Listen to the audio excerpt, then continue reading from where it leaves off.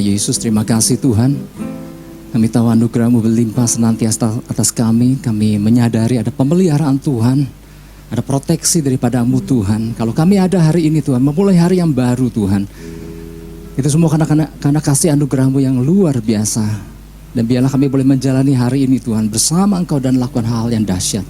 Kami rindu diteguhkan oleh kebenaran firman Tuhan. Kami rindu Engkau berbicara pada kami. Dan biarlah melalui hamba-Mu Tuhan nyatakan apa yang jadi isi hati-Mu. Ajar kami Tuhan, sebab kami rindu perkataan Tuhan yang mengarahkan hidup kami. Bilang Kau jadi segalanya sungguh dalam kehidupan kami Tuhan. Terima kasih Bapa.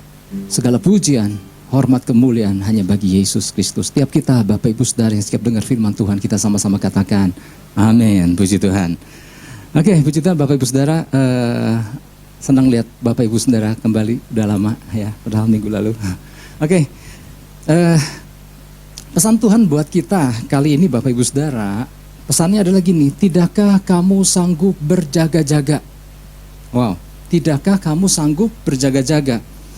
Andai kata pesan ini baru pernah datang buat kita, tentu kita akan menangkapnya bahwa oh ya inilah suatu pesan yang baru buat kita. Tapi ternyata gini, kalau kita jeli Bapak Ibu Saudara, perhatikan di dalam 3 minggu terakhir ini pesan Tuhan. 2 minggu yang lalu, pesan Tuhannya kan adalah, seperti ada suara apa ya? 2 minggu yang lalu pesannya adalah apa? Jangan lengah. 3 minggu yang lalu. 2 minggu yang lalu pesan Tuhan apa? Jangan biarkan rohani tertidur. Nah pesan Tuhan minggu ini adalah apa? Tidakkah kamu sanggup berjaga-jaga? Nah maka kita dapat menyimpulkan bahwa Tuhan gak main-main dengan pesan ini, Tuhan gak main-main dengan peringatan ini. Kita memang gak tahu apa yang akan terjadi di hari-hari ke depan. Tapi mari kita tangkap pesan Tuhan. Tuhan mau kita menjadi orang-orang yang fokus, tajam, terkoneksi, dan siaga. Kita gak tahu ya apa yang Tuhan nyatakan ke depan melalui pesan-pesan ini. Tapi perhatikan, ini semua peringatan yang sama. Nah Bapak Ibu Saudara, saya mau ajak kita buka di Matius pasal yang ke-26. Kita bisa baca satu perikop itu sendiri nanti, Matius 26 ayat 36 sampai 46. Tetapi saya mau ajak kita baca yang ayat ke-40. Ya, yang berkaitan langsung, yang mendasari pesan Tuhan buat kita di minggu ini. Matius 26 ayat 40. Setelah itu ia kembali, nah ini bicara tentang Yesus. Setelah itu Yesus kembali kepada murid-muridnya itu dan mendapati mereka sedang tidur.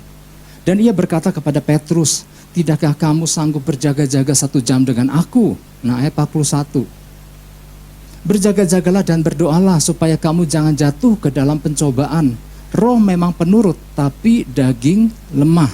Nah Bapak Ibu Saudara, kita udah hafal kisah tentang Yesus di Taman Getsemani bersama murid-muridnya. Tetapi secara ringkas saya akan kembali merefresh apa yang terjadi pada malam itu. Setelah perjamuan malam kan. Kemudian Yesus ajak murid-muridnya ke Taman Getsemani. Nah di awal waktunya mereka sampai ke Taman Getsemani, Yesus membiarkan, ada berapa murid yang bersama-sama dengan Yesus waktu itu? Ya 11 ya. Kan Yudas udah nggak ikut di situ. Nah Yesus berkata kepada yang 8, udah kalian tunggu di sini. Nah kemudian Yesus masuk lebih dalam lagi ke dalam taman. Dia mengajak Petrus, Yakobus, Yohanes bersama-sama masuk ke taman yang lebih dalam. Nah sampailah di satu titik di mana Yesus berkata, tunggulah di sini ya, aku mau berdoa. Nah sambil berjalan menuju titik tersebut, Yesus curhat sama murid-muridnya, aduh, dia ngalami bagaimana keadaan yang sedih dan gentar waktu itu karena dia tahu kan apa yang akan dihadapi. Lalu Yesus bilang sama murid-muridnya, hatiku sedih seperti mau mati rasanya. Ya. Artinya apa Bapak Ibu Saudara? Dan Yesus ajak, yuk mari kalian bersama-sama dengan aku dan berjaga-jaga di situ. Kalau kita bisa membayangkan apa kondisi yang sedang Yesus alami, ini gak mudah loh. Dia sampai ngajak ketiga muridnya untuk temenin, yuk kalian berdoa juga, kalian berjaga-jaga juga dengan aku. Aku lagi galau, lagi takut, sedih, lagi gentar. Nah kemudian Yesus mengambil jarak sedikit lebih jauh dan berdoa kepada Bapa Surgawi. Nah, setelah Yesus berdoa, Yesus kembali kepada murid-muridnya kan. Dan dia apa yang Yesus dapati? Yesus mendapati murid-muridnya lagi tertidur lelap. Nah, maka masuklah yang ayat ke-40 tadi. Di situ dikatakan, tidakkah kamu sanggup berjaga-jaga 1 jam dengan aku? Kemudian dilanjutkan kan ke ayat 41. Di situ dikatakan berjaga-jagalah dan berdoalah supaya kamu jangan jatuh ke dalam pencobaan. Roh memang penurut, tapi daging lemah. Kemudian kita bisa bayangkan mungkin murid-muridnya, agak kaget juga kan dibangunkan seperti itu. Dan kemudian seolah-olah seperti bangun. Dan Yesus melihat, kelihatannya murid-muridnya mulai terjaga. Dan Yesus kemudian mulai berdoa lagi. Dan waktu Yesus selesai berdoa yang kedua, dia mendapati murid-muridnya lagi ngorok lagi. Yesus bangunkan lagi, Yesus doa lagi, kembali lagi. Yesus mendapati murid-muridnya lagi tertidur. Tapi Yesus berkata, oke, udah bangun, siap-siap. Orang yang akan menyerahkan aku sudah dekat. Nah, dan kita tahu apa yang terjadi kan selanjutnya. Nah, kita udah hafal kisah itu. Nah, Bapak Ibu Saudara, yang saya mau sampaikan gini. Sekilas, yang namanya berdoa dengan tidur, sekilas seperti kayak hampir mirip. Seperti nggak kelihatan ada perbedaan kan, sama-sama mungkin lagi diam. Mata mungkin seperti tertutup, ya. Memang sih ada tidur yang agak melek, ada doa yang agak melek juga. Tetapi kalau dilihat sekilas, sepertinya hampir sama. Posisi orang lagi doa, kadang-kadang memang ada doa yang posisinya seperti orang tidur, hampir terlihat sama. Tetapi hasil akhirnya ada sebuah dampak yang sangat berbeda dan sangat signifikan. Orang yang berdoa akan menerima kekuatan dari Tuhan. Orang yang berdoa adalah orang yang sedang membiarkan seluruh manusia rohaninya dalam keadaan terjaga dan siap, rohnya siap untuk menangkap sesuatu di hadirat Tuhan. Tetapi orang yang tertidur adalah orang yang sedang membiarkan seluruh keberadaannya terlelap.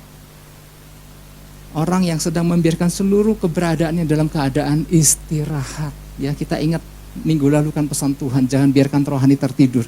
Tentang Saul. Apa dampak ketika Saul membiarkan dirinya tertidur dan tidak berjaga-jaga? Apa dampak dari seluruh anak buah Daud yang membiarkan dirinya tertidur dan tidak berjaga-jaga? Ada banyak kehilangan yang mereka alami, yang Saul alami. Kalau masih ingat pesan Tuhan minggu lalu itu. Nah, ini jadi pesan Tuhan buat kita, buat saya Bapak Ibu Saudara. Lagi-lagi Tuhan menyampaikan pesan yang sama di 3 minggu terakhir ini, yaitu tentang hidup yang berjaga-jaga. Orang kalau kita bijak nih, kalau kita jeli, ya, kita tangkap dan responi apa yang jadi maksud Tuhan di balik pesan-pesannya ini. Maka orang itu gak akan membiarkan dirinya menjalani hari-hari tanpa kewaspadaan rohani, tanpa ada spiritual alertness. Gak akan dia membiarkan kondisi tanpa terjaga. Oleh sebab itu mari kita sama-sama, kita bijak, kita tangkap apa yang jadi maksud daripada pesan Tuhan beberapa minggu ini. Ketika saya terima pesan ini, saya lagi-lagi, ya ampun kok ini lagi gitu. Tapi biarlah itu saya tangkap, kita tangkap sama-sama, kita hidupi itu. Apa maksud Tuhan? Ya, kita nggak tahu Bapak Ibu Saudara yang akan terjadi di depan. Ya, Tuhan mau kita terus membangun kehidupan yang pasti Tuhan mau kita membangun kehidupan yang berjaga-jaga dan berdoa. Murid-murid Yesus nggak tahu kok apa yang akan terjadi. Jadi waktu Yesus ajak, yuk mari berdoa dan berjaga-jaga dengan aku. Mereka nggak tahu apa yang akan terjadi. Mereka anggap ajakan Yesus untuk berdoa dan berjaga-jaga adalah sesuatu yang gak terlalu penting-penting amat. Maka mereka memutuskan untuk tidur. Tetapi Bapak Ibu Saudara, yang terjadi barulah mereka mengetahui, barulah mereka menyadari ketika segala sesuatu udah berjalan begitu cepat. Aku baru tahu kenapa guru ajak kita berdoa dan berjaga-jaga. Itu kapan mereka menyadari? Ketika segala sesuatu sudah terjadi dan sudah terlambat. Karena kita tahu kan, setelah selesai berdoa, Yesus ditangkap dan itu kejadian begitu cepat. Langsung Petrus menyangkal, murid-murid lari terbirit ke sana ke sini dan begitu cepat kita nggak tahu apa yang akan terjadi. Ya, tapi mari kita tangkap, kita hidupi ini. Hidup yang berjaga-jaga. Nah, oleh sebab itu kita mau belajar di sini. Beberapa hal yang perlu kita perhatikan berkaitan dengan pesan Tuhan ini agar kita menjadi paham mengapa orang percaya perlu berjaga-jaga dan berdoa. Seperti yang jadi pesan Tuhan ini kan. Nah, yang pertama adalah gini, memahami bahwa berjaga-jaga dan berdoa bukanlah semata-mata sebuah kewajiban keagamaan, melainkan hal membangun hubungan dengan Tuhan. Nah, ini yang kita harus pahami. Meskipun kita hidup di masa sekarang, umat-umat perjanjian baru seringkali masih menjadikan doa adalah sebuah kewajiban. Udah doa lagi, ya harus doa ya gitu. Bukan sebuah kerinduan untuk membangun keintiman dengan Tuhan. Nah, jadi yang pertama adalah memahami bahwa berjaga-jaga dan berdoa bukan semata-mata sebuah kewajiban. Nah, oke, dasarnya tadi masih ya, Matius 26 ayat 40. Nah, waktu Yesus kembali kepada murid-muridnya itu, ia mendapati mereka sedang tidur. Terus Yesus berkata kan sama Petrus, tidakkah kamu sanggup berjaga-jaga 1 jam dengan aku? Nah, Bapak Ibu Saudara, teguran Yesus kepada murid-muridnya untuk berjaga 1 jam dengan dia, seringkali dianggap oleh orang percaya, oleh banyak orang percaya dianggap bahwa 1 jam adalah sebuah patokan. Sampai-sampai ada orang bicara sama saya, Pak, udah semua saya bacain, segala list doa, segala permintaan, permohonan, segala syafaat. Belum nyampe tuh Pak 1 jam. Sampai menteri di seluruh kabinet sudah disebutin satu-satu, belum nyampe juga. MPR, DPR dari tertinggi yang terendah sampai semua disebutkan. Sampai tetangga, kiri kanan, depan belakang. Udah kayak physical distancing kan 1 meter depan belakang, kiri kanan. Semua udah dibawa, belum nyampe tuh Pak.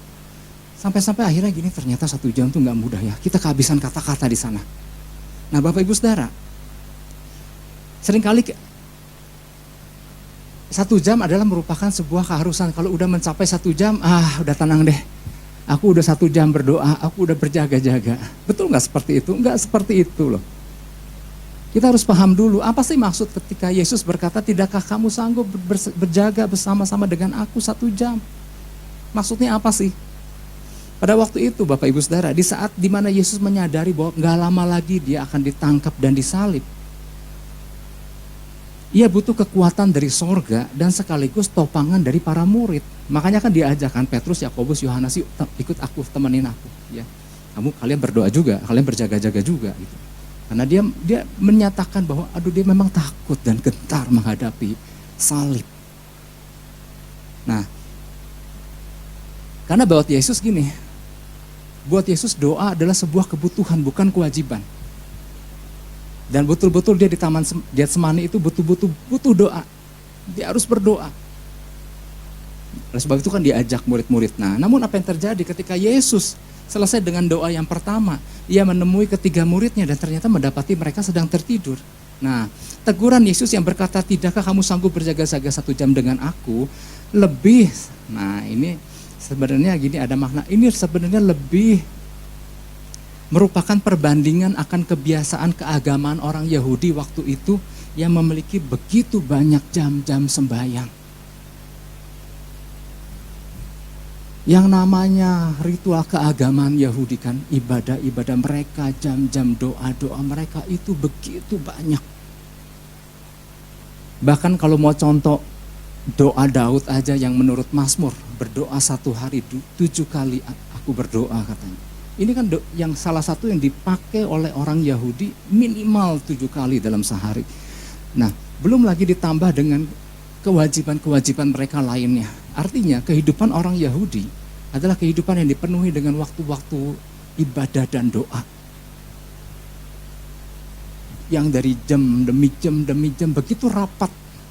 Ya, jadi maksud Yesus di balik teguran itu adalah gini, dengan segala jam kalian, dengan segala jam adat kebiasaan orang Yahudi yang demi agama bisa melakukan begitu banyak ritual dan doa dan ibadah dan segala tata cara yang mereka lakukan, tidakkah engkau sanggup menggunakan waktu yang sebetulnya enggak terlalu lama yang Yesus maksud 1 jam itu? Tidakkah engkau sanggup membangun sebuah hubungan yang benar kepada Bapa Sorgawi yang enggak terlalu lama? Jadi yang sementara di orang tangkap bahwa minimal berdoa 1 jam dan dianggap mencapai 1 jam itu susah, buat Yesus bilang begini, kepada murid-muridnya, tidakkah engkau tahu orang Yahudi penuh dengan doa? Engkau doa 1 jam yang sungguh-sungguh aja, engkau nggak sanggup. Nah itu yang menjadi maksud daripada itu. Jadi bukannya, aduh baru 40 menit nih, aduh tambah 20 lagi dan entah ngomong apa lagi ya. Bukan soal itu, bukan soal itu. Tapi soal kerinduan untuk membangun sebuah relationship dengan Tuhan. Nah Bapak Ibu Saudara, ada survei di Amerika. Bahwa ternyata waktu-waktu yang dihabiskan oleh orang-orang dengan berbagai tingkat kategori usia di dalam menggunakan perangkat elektroniknya, ternyata ya mungkin kalau saya sebutkan hasil surveinya mungkin buat kita nggak heran-heran juga gitu ya. Buat anak-anak 1 hari rata-rata di dalam penggunaan perangkat elektroniknya anak-anak 6 jam. Ini rata-rata loh, berarti ada yang lebih, ada yang kurang. Nah rasanya kalau kita dengar hal ini juga, survei ini juga rasanya kita nggak terlalu heran-heran amat, karena memang hari-hari ini ada banyak orang, anak-anak yang dibiarkan orang tuanya untuk megang perangkat elektronik dan main deh, yang penting lu anteng. Nah nilai rata-rata yang sekarang kategori remaja menggunakan perangkat elektroniknya dalam 1 hari rata-rata 9 jam. Oh ini nggak main-main loh. Dan mungkin kita dengar 9 jam juga nggak terlalu heran-heran amat, ya memang faktanya begitu. Nah orang dewasa, penggunaan waktu rata-rata dalam 1 hari dalam menggunakan peranti elektroniknya adalah 2 jam. Nah ini kita agak heran, loh kok 2 jam gitu. Karena ternyata gini kan, rata-rata mereka semua suami istri banyak orang kerja di sana. Orang-orang yang sibuk seharian sehingga waktu di dalam menggunakan perantinya memang lebih sedikit dibandingkan anak-anak remaja dan anak-anak ya. Tapi saya sempat memikirkan gini, kalau survei itu dilakukan di Indonesia tentu ada 1 kategori lagi. Dan ini jumlahnya akan mengagetkan penggunaannya. Tadi kan anak-anak, remaja, orang-orang dewasa. Kalau itu di survei di Indonesia, ada kategori ibu-ibu rumah tangga. Kira-kira Anda bisa bayangkan berapa jam ibu-ibu rumah tangga menggunakan peranti elektroniknya? Anak-anaknya 6 jam loh, remaja 9 jam. Rasanya ibu-ibu rumah tangga bisa belasan jam. Jangan-jangan gitu ya. Nah artinya gini Bapak Ibu Saudara, angka-angka ini menandakan betapa banyak perhatian yang tersedot oleh perangkat elektronik. Artinya banyak orang bisa menghabiskan waktu berjam-jam untuk hal-hal yang bukan Tuhan gitu maksudnya. Makanya ini kan perbandingkan kan survei zaman sekarang kan. Kalau Yesus survei pada waktu itu kan, begitu banyak perhatian dan fokus yang ditujukan oleh orang-orang Yahudi pada waktu itu untuk perkara ibadah-ibadahnya mereka. Tapi untuk hal membangun hubungan yang benar, tidakkah engkau sanggup berjaga-jaga 1 jam saja dengan aku? Nah oleh sebab itu mari Bapak Ibu Saudara, di sini Yesus sedang mengajarkan makna doa sama kita, sama saya Bapak Ibu dan Saudara. Ada beberapa hal, yang pertama adalah doa adalah tentang relationship kita dengan Tuhan kok. Bukan semata-mata kewajiban agamawi. Bukan soal 1 jam udah atau 1 jam belum nyampe, bukan itu intinya. Kalau kita pernah dengar, saya percaya kita semua pernah ikut pelajaran yang ke-13 tentang relationship. Di situ kan ada bagian yang membahas tentang 5 bahasa kasih. Nah, salah satu daripada 5 bahasa kasih adalah quality time. Nah, di situ kan kalau kita tahu anggota keluarga kita bahasa kasihnya adalah quality time, tapi memang quality time ini bukan semata-mata soal bahasa kasih di dalam anggota keluarga, tetapi memang ini diperlukan ya sebuah quality time. Nah, ada banyak respon-respon yang berkata, Pak, rasanya saya tiap hari jauh quality time. Kenapa?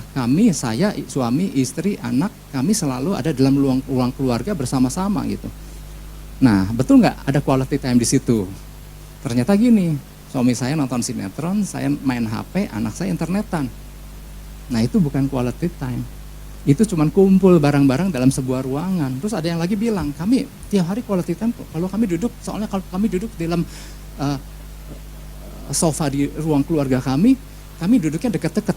Nah, apakah itu yang disebut quality time? Quality time tidak ditentukan oleh jarak di mana kita duduk dekat atau enggaknya. Ternyata quality time adalah seberapa perhatian kita sama anggota keluarga. Ya ini berbicara buat kepada saya juga. Seberapa kita memperhatikan anggota keluarga satu dengan yang lain. Apa kita memberikan waktu cukup untuk anggota keluarga kita? Nah, itu yang disebut sebuah quality time. Nah, kalau orang sedang membangun quality time dengan makna yang benar, rasanya waktu yang terlewat, yang dihabiskannya pun kadang-kadang gak kerasa. Karena ada sebuah kualitas hubungan yang baik yang sedang dijalin. Ya ampun, udah sekian lama gak kerasa. Karena ada waktu yang kita jalin dengan orang yang kita kasih. Demikian juga doa Bapak Ibu Saudara. Kalau kita membangun sebuah quality time, bukan sebuah karena kewajiban mesti doa. Karena kita sebuah kerinduan dan kita tahu bahwa kita harus senantiasa terhubung sama Tuhan. Dan waktu kita bangun sebuah quality time dengan Tuhan, rasanya waktu-waktu yang dilalui udah bukan menjadi sebuah patokan. Aduh bentar, masih 15 menit, udah bukan gitu. Waktu pun sudah berlalu gak kerasa. Karena ada hubungan, intensitas hubungan yang berkualitas yang dibangun. Nah ini yang kita tangkap dari makna, tidakkah kamu sanggup berjaga-jaga? Kadang-kadang hanya dibatasi waktu dan kalau udah capek berarti udah, padahal gak ada kualitas hubungan di situ. Nah Tuhan mau, yuk yang namanya membangun hubungan, berdoa yang berjaga-jaga, ada kualitas di situ. Ada quality time di situ terjadi. Nah itu yang pertama, bahwa doa adalah tentang relationship kita dengan Tuhan. Nah yang kedua, berbicara soal doa dan berjaga-jaga adalah sebuah menjadi satu bagian. Apa sih dimaksud dengan berjaga-jaga dan berdoa? Nah saya maksudnya gini, memang penekanan Tuhan di dalam pesannya ini banyak porsi tentang doa, tetapi dasar yang diambil berdoa dan berjaga-jagalah. Nah berjaga-jagalah sebetulnya kita udah pernah bahas waktu dulu pesan tentang bangkit tentang berjaga-jaga juga kan, tetapi ya udah. Berjaga-jaga di dalam bahasa aslinya adalah Gregorio, yang adalah artinya gini, memiliki makna tetap terjaga, tidak tidur dan waspada. Jadi Gregorio ini adalah kalaupun tidur seperti seorang prajurit di barak tentara. Kita bisa bayangkan kan, prajurit yang tidur di barak tentara itu bukan tidur yang pules yang nggak tahu apa yang terjadi, tapi tidur dalam berjaga-jaga di mana sewaktu-waktu dia bisa dibangunkan untuk melaksanakan tugas. Itu dikatakan Gregorio. Nah, berdoa juga merupakan sebuah Gregorio. Ternyata gini, Bapak Ibu Saudara, ada makna lain yang menarik daripada Gregorio. Gregorio adalah gini, tindakan datang sama Tuhan dan berusaha untuk mengoreksi, mengevaluasi diri sama Tuhan. Ini yang kita butuhkan. Seringkali kita nggak menyadari, kita merasa diri oke-oke aja. Tapi waktu kita datang spend waktu sama Tuhan, kita bergregorio istilahnya, kita lagi evaluasi diri sama Tuhan. Dan percayalah Bapak Ibu Saudara, waktu kita bangun sebuah kedekatan sama Tuhan, ada banyak hal yang Tuhan ingatkan. Ada teguran mungkin, ada yang Tuhan ingatkan. Itu kita bisa dapati waktu kita bergregorio itu datang kepada Tuhan dalam konteks berjaga-jaga. Kalau minggu lalu kita sempat bahas soal Saul dan Daud. Kita tahu kan Saul mengalami ketiduran rohani yang kita bahas minggu lalu. Apa beda Daud sama Saul? Banyak sih bedanya ya. Bahkan kemarin waktu itu saya kan bilang deh, di kita 1 Samuel, 2 Samuel itu sebenarnya sengaja perbandingan antara siapa Saul dan siapa Daud. Tetapi bicara soal kembali ke dalam kehidupan, mengevaluasi diri. Saul itu gak pernah mengevaluasi dirinya. Beda sama Daud. Daud kita perhatikan di Mazmur-Mazmurnya, waktu dia datang Mazmur 139, di situ ayat yang keberapa, ayat ke-23. Selidikilah aku ya Tuhan, kenalah hatiku. Itulah waktu-waktu yang Daud ajukan sama Tuhan waktu dia bersekutu sama Tuhan. Dia datang untuk mengevaluasi dirinya. Banyak hal, templakan-templakan yang sebetulnya dia dapat sendiri dari Tuhan. Dan ini yang sebetulnya mengubahkan hidup Daud. Karena Tuhan bicara secara pribadi. Ya. Mazmur 139 kalau mau ditampilkan ayat 23. Selidikilah aku ya Allah, kenalah hatiku, ujilah aku, kenalah pikiran-pikiranku, lihatlah apakah jalanku serong. Di situ banyak Daud datang sama Tuhan minta dikoreksi. Nah itulah bedanya Saul sama Daud. Ya, jadi kehidupan yang namanya berjaga-jaga. Ya karena kita udah banyak bahas tentang hal berjaga-jaga. Nah ternyata ada sisi lain di mana kita datang mengevaluasi diri kita sama Tuhan. Nah kemudian hal yang ketiga tentang doa Bapak Ibu Saudara berkaitan dengan poin yang pertama. Doa itu bukan untuk mengubah Tuhan, tapi doa itu untuk mengubah diri kita.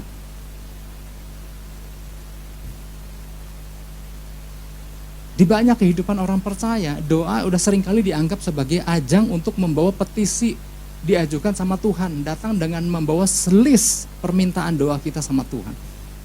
Seringkali kan doa hanya dijadikan sebagai sarana untuk itu. Aduh, lagi banyak pergumulan nih, lagi banyak kebutuhan, lagi banyak permohonan. Maka datang sama Tuhan dengan serangkaian list permintaan. Gak salah, karena memang ada firman Tuhan berkata kan mintalah.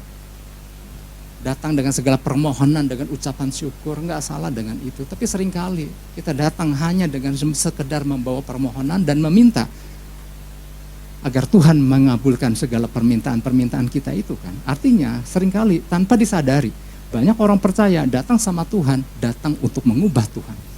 Mengubah supaya Tuhan mengambil keputusan. Dari keadaanku yang seperti ini, Tuhan tolong ubah menjadi keadaanku menjadi lebih baik. Dari kondisiku yang seperti ini, datang kepada Tuhan, semua apa minta? Minta supaya diubahkan kondisinya menjadi semakin baik, semakin pulih, menjadi sembuh dan lain-lain. Jadi tanpa disadari, jadi kebiasaan orang percaya datang untuk mengubah Tuhan. Nah kalau kita kembali kepada Yesus, Yesus kan datang dengan sedih dan gentar. Aku sedih seperti mau mati rasanya. Kemudian waktu dia ada kesempatan berdoa sama Bapa, dia berkata, ya Bapa, sekiranya aku harus minum cawan. Ya tadinya dia bilang, sekiranya cawan ini berlalu daripadaku. Tapi bukan kehendakku terjadi, tapi biarlah kehendakmu saja yang terjadi. Kira-kira dikabulkan nggak doa Yesus? Dia kan pengennya juga enggak ngalami cawan penderitaan itu. Itu juga kerinduan Yesus. Kalau bisa ya Tuhan, ya Bapa, supaya aku enggak ngalami ini. Nah sekarang pertanyaannya, dikabulkan nggak? Kan enggak. Nah tapi artinya gini, jangan pikir ya Yesus aja nggak dikabulkan gimana gua gitu. Bukan itu maksudnya. Tetapi lihat, ada selalu maksud Tuhan di balik semuanya itu. Gak selalu doa kita minta dijawab, dan kalau gak dijawab ya udahlah, memang ya kayaknya percuma juga doa, bukan itu.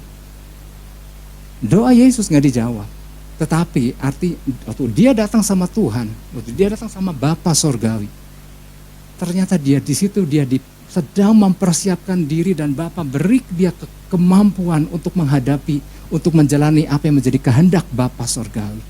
Dan dia mampu melewatinya dan itulah kemenangan yang luar biasa. Jadi dia doa bukan sekedar datang mengubah Tuhan, ternyata gini, pahami bahwa waktu kita datang berdoa itu sedang mengubah diri kita dari lemah menjadi kuat, dari sedih dan gentar menjadi ada kekuatan yang baru. Dan kemudian kita dimampukan untuk melewati, menjalani apa yang menjadi rencana Tuhan dalam kehidupan kita. Mudah enggak? Enggak mudah. Tapi kita dimampukan waktu kita datang berdoa sama Tuhan. Nah, kita harus pahami, jadi doa juga ada unsur. Bukan semata-mata terus kita minta Tuhan, pengen begini, pengen begitu. Nah ini loh Bapak Ibu, ya, doa yang kita naikkan mungkin enggak mengubah fakta penderitaan yang kita alami. Namun melalui doa, kita beroleh kemurahan, kasih karunia, dan kemampuan untuk mengalahkan kehendak daging kita yang tadinya kita pengen begini, pengennya sih aku begini, pengennya begitu. Dan mengikuti apa yang jadi kehendak Tuhan di dalam kehidupan kita.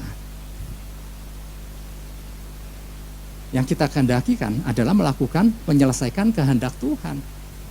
Nah waktu ternyata Tuhan berkehendak lain, tangkap itu kehendak Tuhan dan minta kemampuan sama Tuhan supaya kita bisa melaluinya. Itu yang pertama. Yang kedua, berapa hal yang perlu kita perhatikan berkaitan dengan pesan Tuhan ini agar menjadi paham mengapa orang percaya perlu berjaga-jaga berdoa. Yang pertama kan tadi, memahami bahwa berjaga-jaga dan berdoa bukan semata-mata sebuah kewajiban keagamaan, melainkan membangun hubungan. Nah yang kedua, memahami bahwa doa akan memberikan kekuatan ilahi untuk mengatasi segala kelemahan kita yang kita miliki. Jadi doa itu akan sebenarnya memberikan kekuatan kita. Kita ada kelemahan loh Bapak Ibu Saudara. Setiap manusia punya kelemahan yang mungkin berbeda satu dengan yang lain. Belum lagi ditambah dengan berbagai faktor-faktor yang lain. Matius 26 ayat 41. Berjaga-jagalah dan berdoalah supaya kamu jangan jatuh ke dalam pencobaan. Roh memang penurut tapi daging lemah. Nah, di sini kita akan belajar tentang roh memang penurut tapi daging lemah, ya.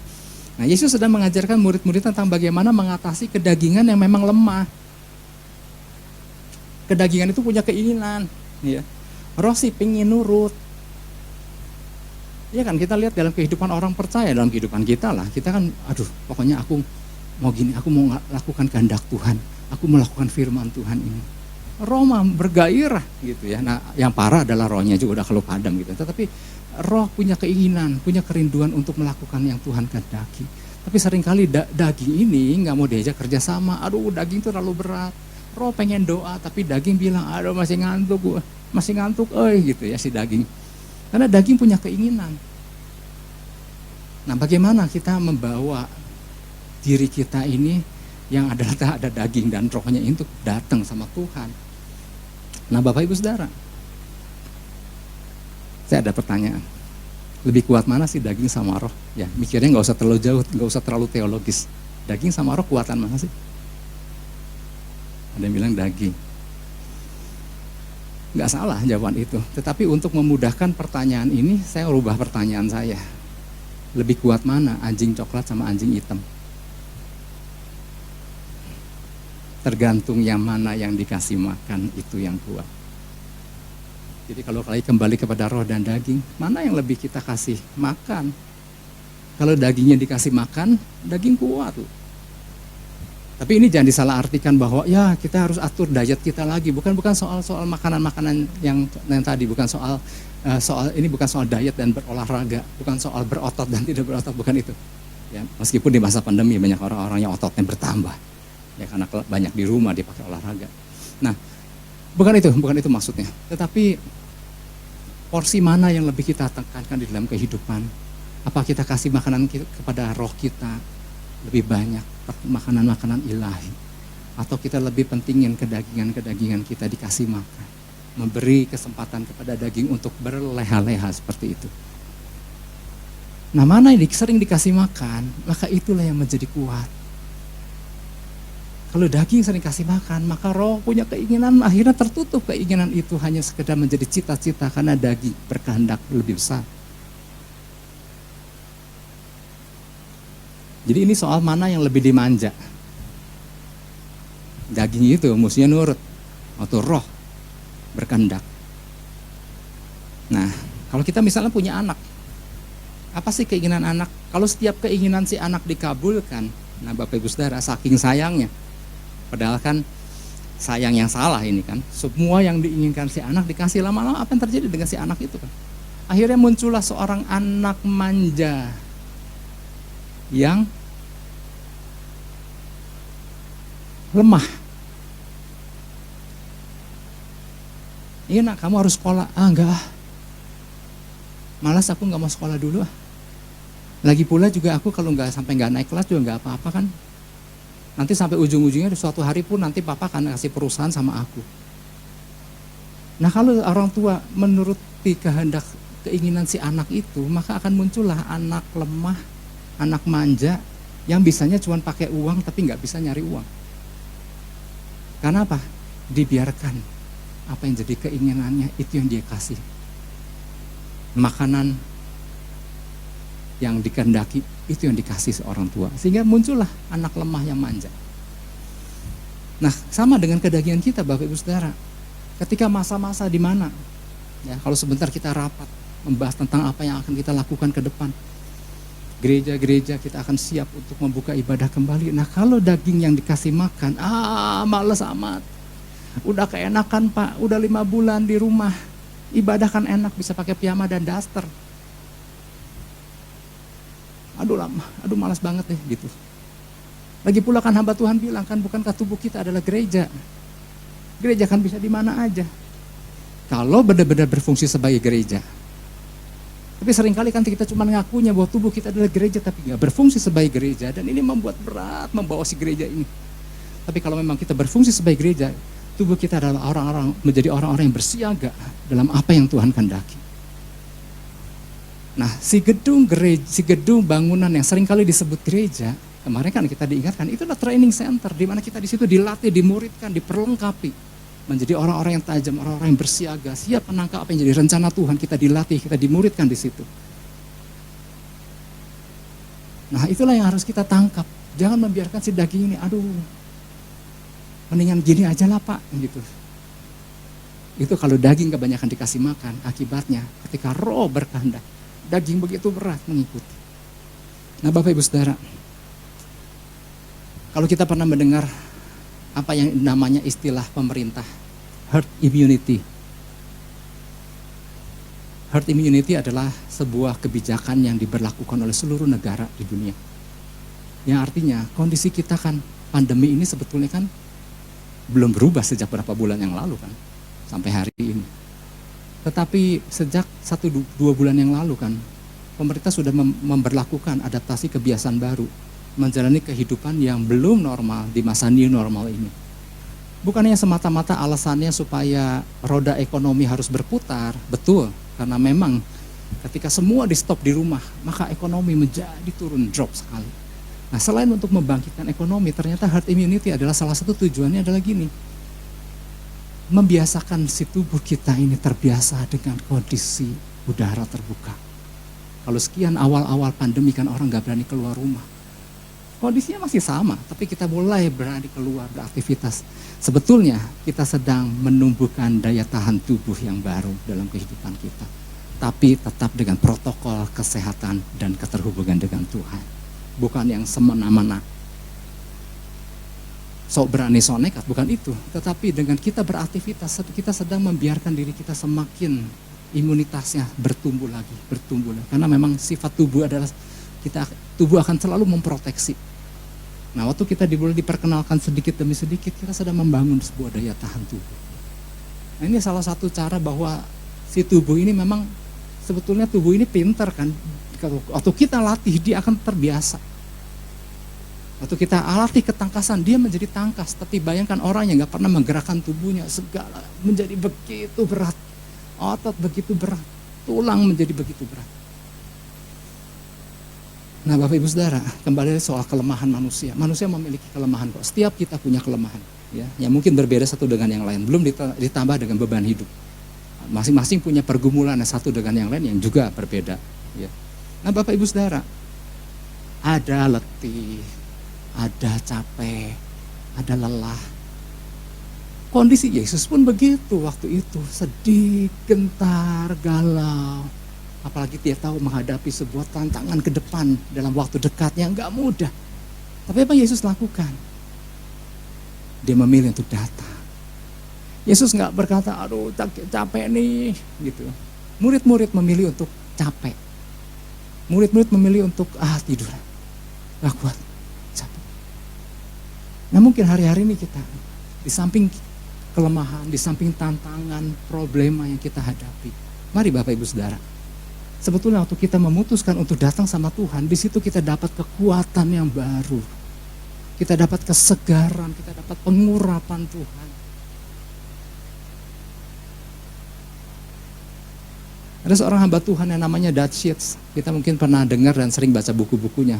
Sebuah buku-buku pengalaman bersama Tuhan yang sangat mudah dicerna Bapak Ibu Saudara. Ya.